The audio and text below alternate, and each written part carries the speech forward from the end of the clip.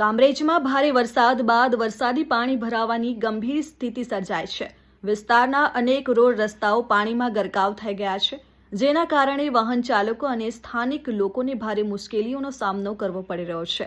કામરેજના મહાદેવ મંદિર પરિસરમાં પણ કમરસમાં પાણી ભરાઈ જતા ભક્તો અને સ્થાનિકોમાં ચિંતાનો માહોલ જોવા મળી રહ્યો છે।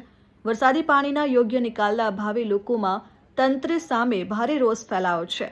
સ્થાનિકોનું કહેવું છે કે દર વર્ષે વરસાદ પડતા જ પાણી ભરાવાની સમસ્યા સર્જાય છે, છતાં કાયમી ઉકેલ લાવવામાં આવ્યો નથી। સ્થાનિકોએ તંત્ર પાસે તાત્કાલિક પાણીના નિકાલની વ્યવસ્થા કરવા અને ભવિષ્યમાં આવી સ્થિતિ ન સર્જાય તે માટે અસરકારક પગલાં ભરવાની માંગ કરી છે।